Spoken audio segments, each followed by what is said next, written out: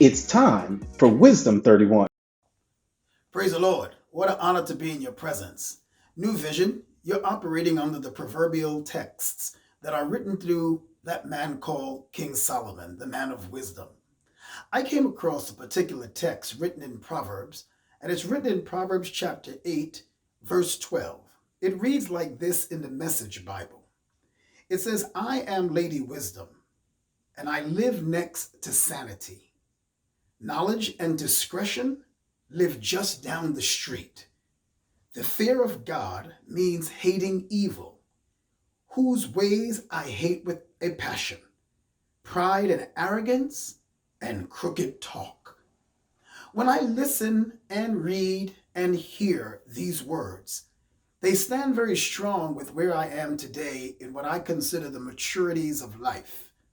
What does that mean? That means that as I get younger, and I know how I say it day by day, I'm experiencing what it is to keep growing and how important it is for me as a person, and I challenge you to do the same, to understand the power of wisdom. In 2008, I sought the Lord for wisdom in a way that would aid me to lead the people of God. God added to me wisdom beyond my years on so many different levels and experiences. I alone can talk about my testimony. And then I noticed that with that wisdom came a level of sanity, a level of maturity and level-headedness. In places where I would have responded a certain way, once again, I began to experience what it is to be level-headed in God. And as the text says, right down the street, which means some neighbors next to mine of wisdom and sanity, I found out there were two other people living in another house that was adjoined not too far from my property. It was knowledge and it was discretion. I trust you to understand the text talks to you about knowledge and how important it is to know and learn and educate yourself, and that the text also talks to you about using good discretion. I seek to do the same thing in my own life. I am no innocent person. I do the same every day for discretion, trying to be better. But more than anything else, I like where it says, the fear of God means hating evil.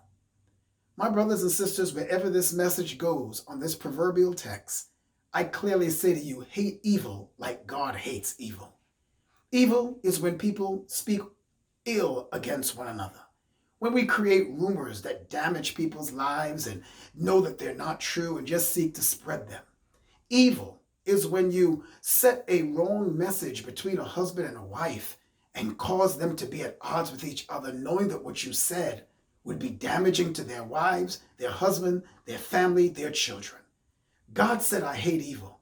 I challenge all of us who say we are Christians to get wisdom, to get knowledge, to get discretion, to fear God, and most of all, may I suggest, if we call ourselves Christians, may we hate everything that is evil.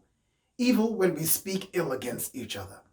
Evil when we do the wrong, even if it's me doing the wrong. Evil when we do the things that God does not desire for us to do, primarily toward each other. May we remember Solomon spoke these words of wisdom. Hate evil as God hates evil. I love you. If I've done anything to anybody hearing this, may you forgive me as I also forgive somebody else. But more than anything else, may we exhibit the love of God and hate anything called evil. Hate it with a passion.